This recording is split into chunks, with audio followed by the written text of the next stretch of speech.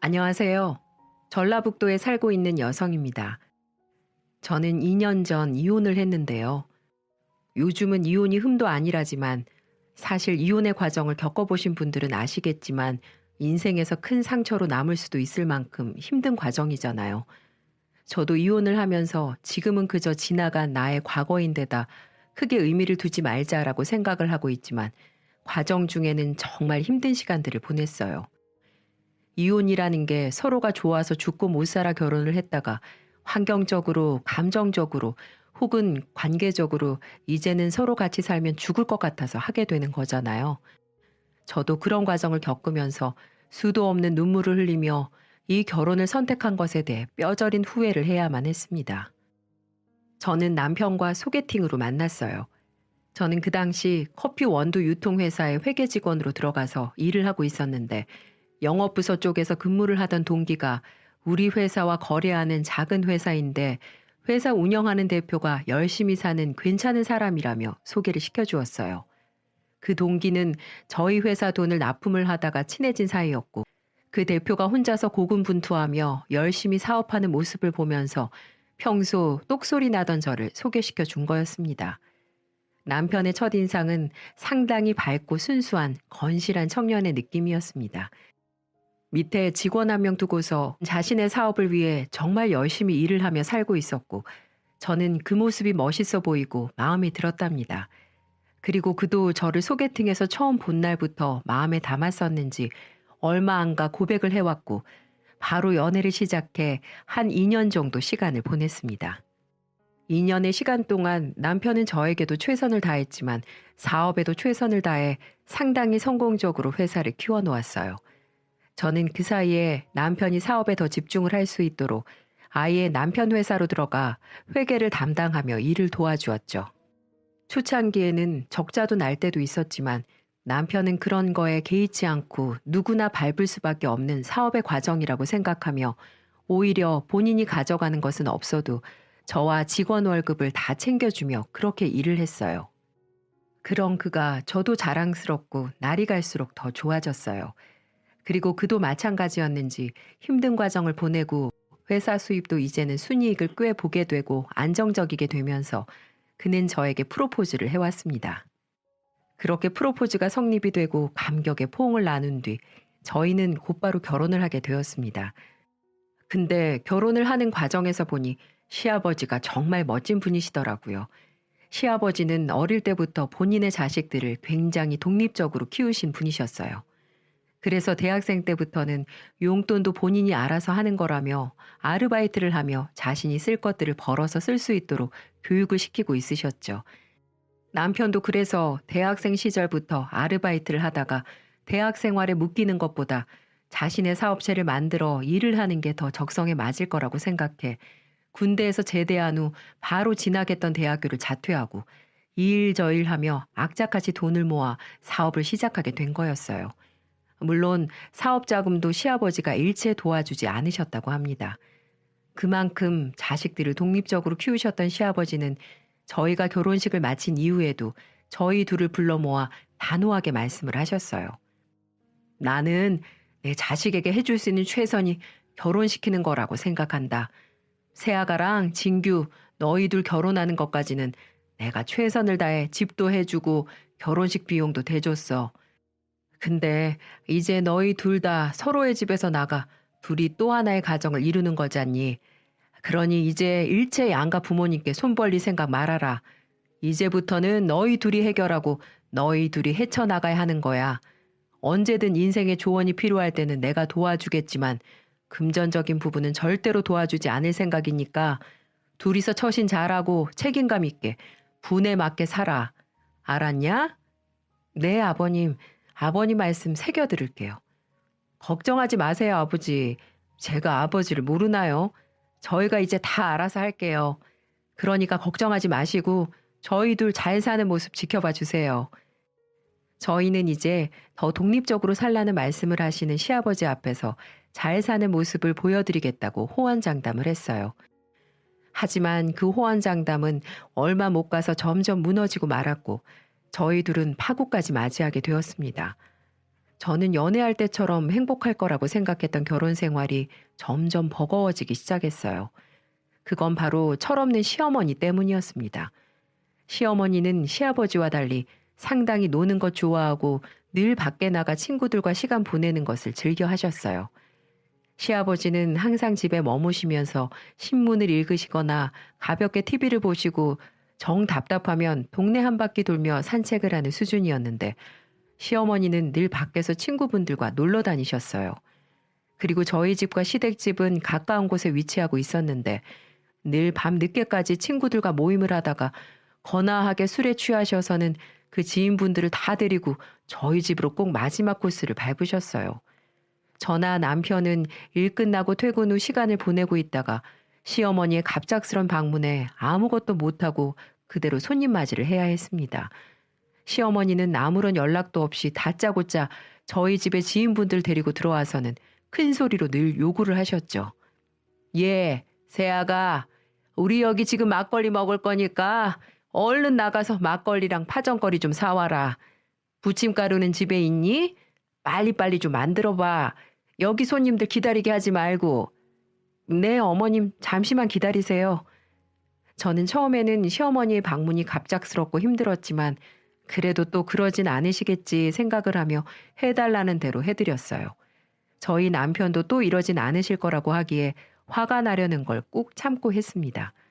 근데 그 뒤로도 시어머니는 몇 번이나 더 그러셨어요. 갑작스럽게 찾아왔을 때 저희가 집에 없는 날이면 다음 날 일하는 저와 본인 아들에게 전화까지 하며 화를 내셨죠. 남편이 계속 화를 내며 더 그러지 말라고 화를 냈지만 통하지 않았어요. 그래서 결국에는 또 그러시기에 지인들이 있는 자리에서 제가 화를 내버렸습니다. 어머니, 해도 너무하시네요. 이렇게 갑작스럽게 찾아오는 거 이제 그만해달라고 말씀드렸잖아요. 저희도 저희 생활이라는 게 있는데 이렇게 매번 불쑥 찾아오셔서는 지인분들 술상 차리라고 하시고 다음 날까지 다 거실에 뒹구시면서 주무시고 어떤 날은 화장실도 아닌 곳에 실내까지 해놓으시는데 저 정말 그거 치우느라 미치겠어요. 제발 더는 그만 와주세요. 2년이? 야, 내가 내 아들 집에도 마음대로 못 와? 이 여우 같은 게 우리 아들 뺏어가 놓고 지금 어디다가 화를 내고 있어?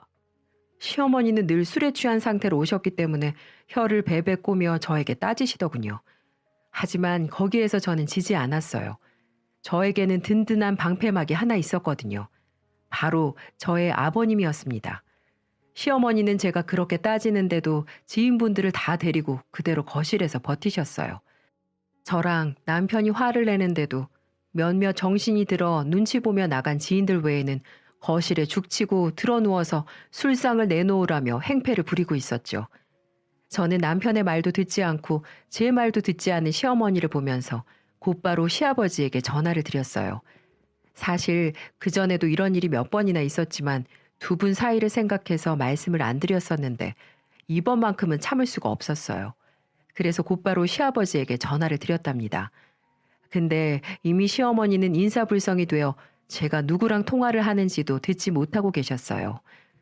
제가 전화를 드리자마자 시아버지는 거의 달려오셨는지 20분 만에 오셨어요. 그리고는 거실에 널브러져 있는 시어머니에게 버럭 화를 내셨어요. 이 사람아, 일어나! 아, 정신 안 차려?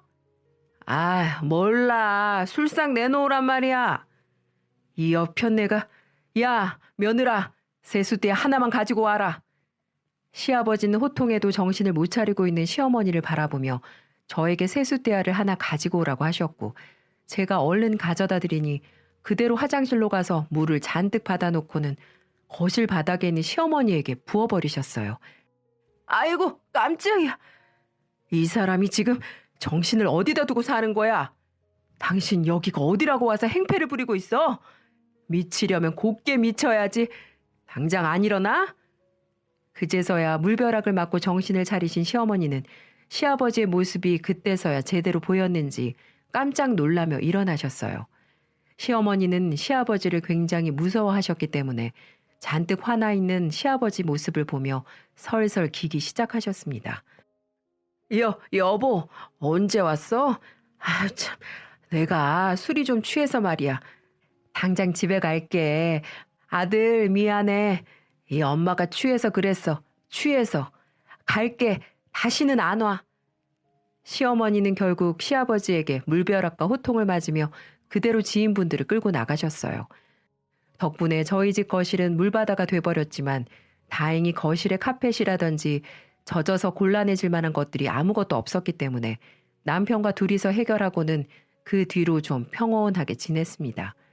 물론 그때부터 시어머니는 저에게 단단히 삐져서 제가 시댁에 가도 아는 체도 하지 않으셨어요. 근데 저도 그동안 시어머니에게 당한 게 있었기 때문에 먼저 나서서 풀려고 노력하진 않았습니다. 그냥 시아버지만 더 깍듯하게 모시며 지냈어요. 그렇게 나름 별탈 없는 결혼 생활을 즐기게 될 때쯤 또 하나의 문제가 터지게 되었습니다. 바로 남편의 사업체에 곤란한 일이 터지게 된 거였어요. 남편이 판매하고 있는 더치커피가 유통 과정에서 관리가 잘못되어 좀 상하게 되었는지 저희의 더치커피를 먹고 탈이 났다고 신고가 들어오는 건수들이 생겨났습니다. 회사 쪽으로도 신고가 들어왔지만 문제는 인터넷 쇼핑몰 리뷰에도 사람들이 이 내용들을 적은 통에 금세 소비자들이 떨어져 나가게 되었고 그 당시 주문이 들어와 공장에 의뢰를 했던 것들까지 싹 다 취소가 되면서 줄줄이 손해를 입게 되었어요. 무엇보다도 저희 더치커피를 마시고 탈이 난 소비자들은 치료 비용과 함께 정신적인 보상까지 요구를 하며 신고를 했기 때문에 저희 회사는 거의 재기가 불가능한 상황에까지 이르게 되었어요. 저도 남편도 또 저희 직원도 이 일을 해결하기 위해 정말 이리저리 뛰어다녔습니다. 저는 회계를 관리하면서 회사에 모아두었던 돈을 싹 다 끌어모아서 비용 처리를 해나갔는데 결국에는 그것도 부족해 마이너스 상태가 되어버리고 말았어요. 앞으로도 더 해결해야 하는 금전적인 부분들이 산더미처럼 남아있었는데 이걸 해결할 수 있는 여력이 전혀 없었습니다. 저는 여기에서 더 회사를 살릴 수 있는 방법이 없을 것 같아서 파산 신청을 하자고 했어요. 여보, 우리 파산 신청하자. 우리 회사 이대로는 못 살아나. 그냥 파산 신청하고 다시 새롭게 시작할 수 있는 방법 찾아보자. 지금 우리가 도움 구할 수 있는 곳도 없잖아. 기다려봐. 아버지 있잖아. 우리 아빠한테 말해보자. 당신 우리 결혼할 때 아버지가 하신 말씀 못 들었어? 그리고 아무리 돈 구한다고 해도 지금 우리 회사 회생 불가능해. 그러니까 지금이라도 포기하고 얼른 다른 방법 찾아보자. 웃기지 마. 내가 어떻게 세운 회사인데 당신 일 아니라고 그렇게 쉽게 말하지? 당신은 그럼 빠져 있어. 내가 알아서 할 테니까. 저는 오히려 저에게 화를 내며 고집을 피우는 남편을 말릴 수 없었어요. 그래서 어떻게든 해결을 하겠다고 하는 남편을 믿고 기다려보았지만 저의 믿음은 그대로 남편의 배신으로 돌아왔습니다. 저는 남편이 이곳저곳을 다니며 돈을 구하는 모습을 보고 안쓰럽다는 생각이 들었어요. 본인이 일으킨 회사였고 이제 어느 정도 인지도가 있는 회사였던지라 애착이 굉장히 강했습니다. 그래서 저는 그런 남편을 보면서 제가 가만히 있으면 안 되겠다는 생각이 들어 제가 신용대출을 받아 5천만 원을 건네주었고 카드론을 받아 3천만 원을 건네주었어요. 그리고 아파트도 대출 받을 수 있는 만큼 다 받아서 어떻게든 이 상황을 해결하려고 노력했습니다. 하지만 저의 간절한 소망은 이루어지지 않았습니다. 한번 등을 돌린 소비자들, 거래처들은 저희 회사의 제품들을 모든 걸 끊기 시작했고 인터넷에 빠르게 입소문이 퍼지기 시작하면서 다시는 회사를 되돌릴 수 없는 처지까지 되었습니다. 결국 완전히 망하게 돼버린 거죠. 우리에게 남은 건 제 대출빚, 남편 대출빚, 그리고 하나 남은 아파트마저도 처분해야 되는 상황까지 오고야 말았습니다. 그날 이후부터 우리의 부부 생활은 지옥과 같았습니다. 남편은 그 이후 정신 나간 사람처럼 폐인 생활을 하기 시작했고 당장 대출 이자를 내야 하는데 어떠한 일도 하지 않았어요. 그때마다 제가 친정에서 손을 벌려 메꾸거나 친구들, 지인들에게 부탁을 해가며 겨우겨우 막을 수가 있었죠. 도저히 참다 남편에게 한마디를 했습니다. 당신 언제까지 이렇게 살 거야? 언제까지 이렇게 폐인처럼 살 거며 우리에게 잔뜩 남은 빚들 어떻게 할 거냐고. 나도 너무 지쳐. 너무 힘들다고. 제발 정신 좀 차려. 뭐? 인연이 내가 이렇게 거지 됐다고 무시하는 거야? 너도 이제 내가 만만하지? 꼴 보기 싫으면 이혼해. 이혼하라고. 난 네가 내게서 꺼지든 말든 상관없으니까. 어차피 내 인생 망했어. 이런 꼴 보기 싫으면 당장 꺼지라고. 이렇게 소리를 지르며 집에 있는 TV, 액자, 화분 등을 부수기 시작했습니다. 이런 과정에서 몇 번은 타이르고 부탁하고 달래보기도 했지만 남편의 행동들은 점점 제가 감당할 수준이 아니었습니다. 그래서 저는 과감히 남편과 이혼을 하기로 결정하기로 했죠. 남편도 순순히 도장을 찍어주었어요. 그날은 남편이 술을 먹지 않은 날이었는데 내게 와서는 그동안 너무 미안했다며 사과를 해왔어요. 미안해 여보. 내가 더 이상은 당신 잡을 수 없을 것 같아. 이제 모든 걸 잃고 행복하게 잘 살아. 정말 잘해주고 싶었는데 그러지 못해서 정말 미안해. 라고 말을 하며 눈물을 흘리더군요. 마음이 아팠습니다. 하지만 어쩔 수 없었어요. 저도 아직 나이가 인생을 포기하기에는 이르다 생각했기에 저도 남편에게 정신 차리고 잘 살라고 말을 하며 냉정하게 그 자리를 벗어날 수밖에 없었습니다. 그렇게 우리의 짧은 결혼 생활은 막을 내렸습니다. 이혼하고 나니 제게 남은 건 8천만 원이라는 대출빚 뿐이었습니다. 그래서 저는 이혼 후부터 8천만 원이라는 빚을 갚기 위해 또 악착같이 살아가야 했죠. 결혼 생활만큼이나 억울하고 지옥 같은 시간이었어요. 하지만 그래도 제 인생을 이대로 포기할 수 없어 저는 정말 열심히 일을 하며 살았습니다. 그런 저의 모습을 보고 하늘이 도우신 건지 저에게는 뜻하지 못할 행운이 찾아왔답니다. 저는 이혼 후에 한 건설사로 들어가 일을 하고 있었어요. 작은 회사였지만 제 미천한 경력을 보고도 뽑아준 고마운 회사였고 한 10개월 정도 일하니 대리라는 직책까지 주시더군요. 직원이 9명뿐인 회사라 의미는 별로 없었지만 회사에서 저를 인정해주는 것 같아 더 회사에 애착이 갔었죠. 그러다 회사 다닌 지 1년 정도가 지났을까요? 저는 정말 우연히 놀라운 장면을 하나 목격하고 말았습니다. 너무 큰 충격이었어요. 바로 저의 전 시모가 저희 회사 대표와 바람피는 장면이었죠.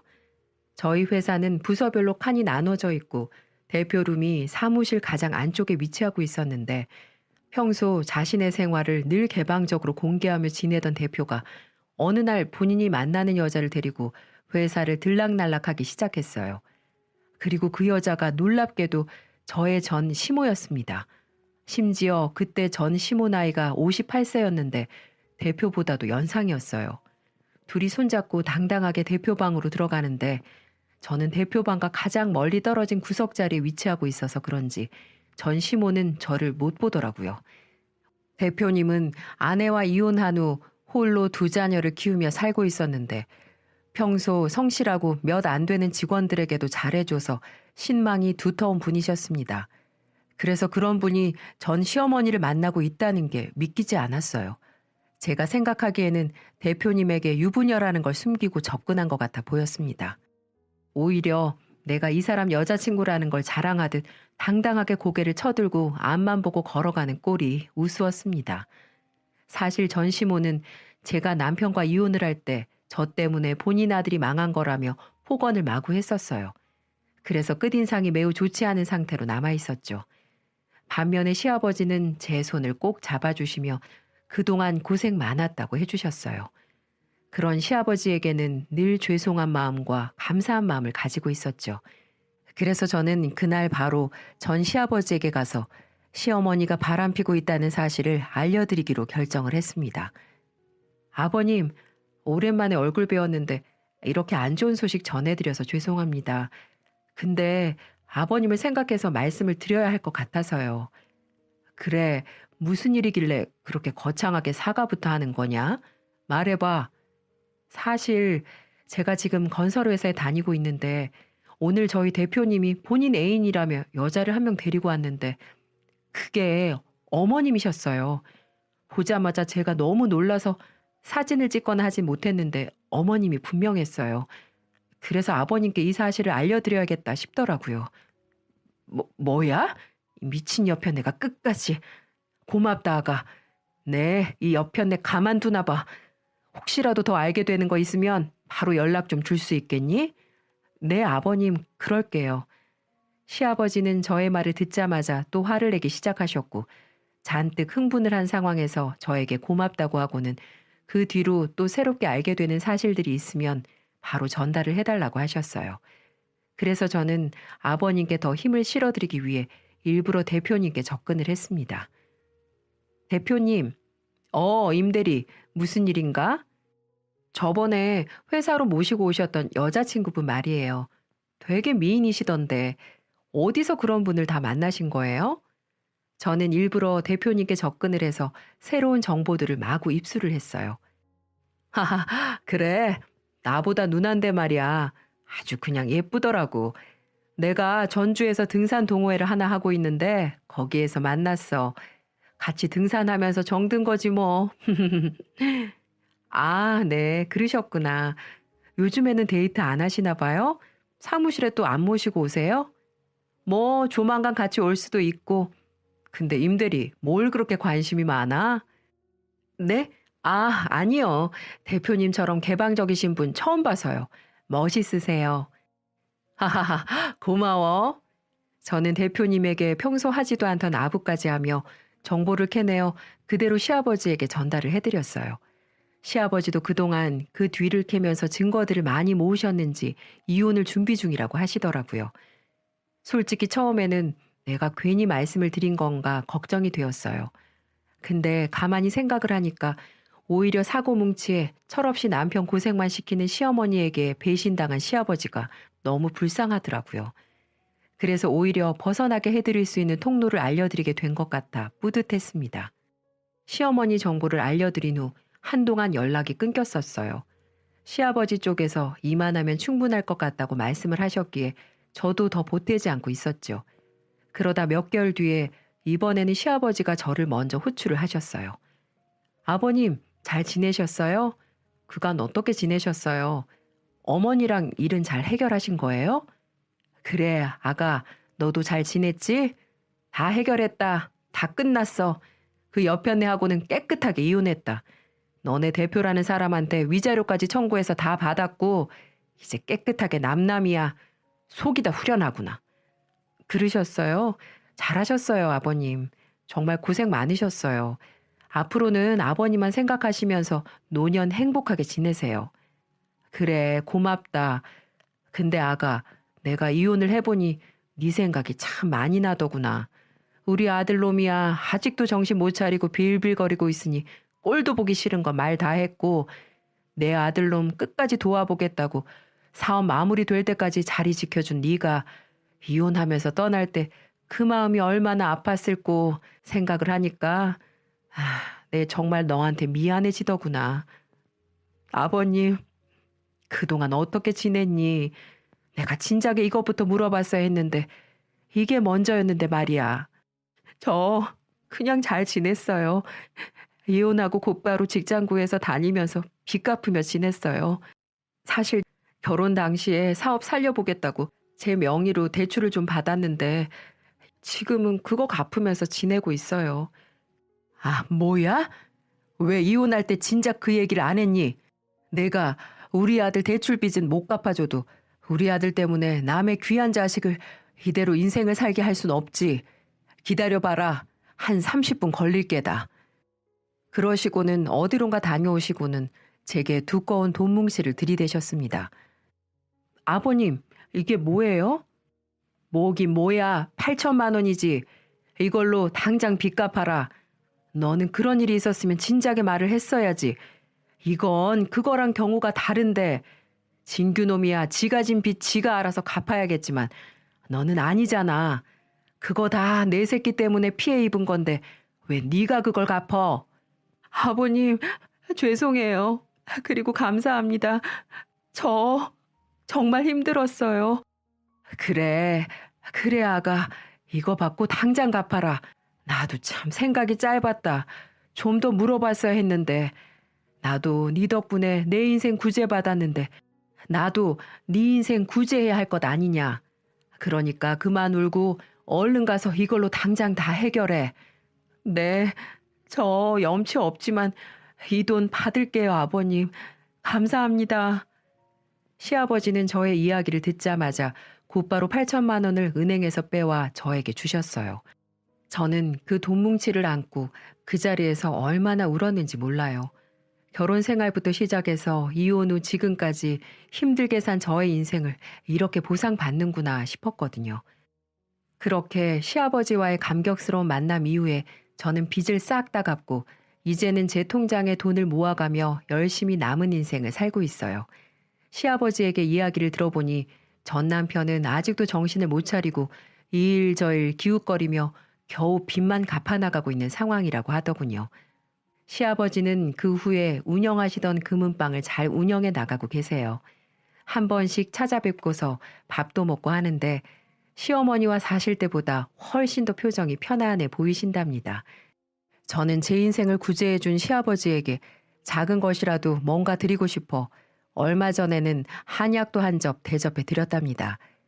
시어머니는 무슨 원룸 같은 데를 잡고 지금 살고 계신다고는 들었는데 이제부터는 제발 정신 좀 차리고 이제 나이도 60 다 돼가는데 노후 준비나 잘하셨으면 좋겠네요. 말년에 남편 잃고 아들도 정신 못 차리고 있고 남은 거라고는 몸뚱이 하나밖에 없는데 그거라도 잘 지켜서 살길 바랄 뿐입니다. 뭐니 뭐니 해도 건강이 최고니까요. 얼마 전에 제가 또 궁금해서 은근슬쩍 대표님께 여쭤보니까 아주 펄쩍 화를 내시며 그 여자 얘기는 꺼내지도 말라고 하시더라고요. 아마도 호되게 당한 뒤 헤어지신 듯 했습니다. 요즘은 하나 둘 제자리를 찾고서 모든 것이 평화로워지고 있는 듯한 기분으로 살고 있어요. 저도 젊은 나이에 결혼하고 이혼했지만 지금은 아무렇지도 않게 잘 살고 있어요. 또 요즘 돈 모으는 재미에 푹 빠져서 재테크도 조금씩 공부 중이랍니다. 앞으로 제 인생은 활짝 필 일만 남았다고 보면 될 것 같아요. 여러분의 인생도 활짝 펴지시길 응원할게요. 감사합니다.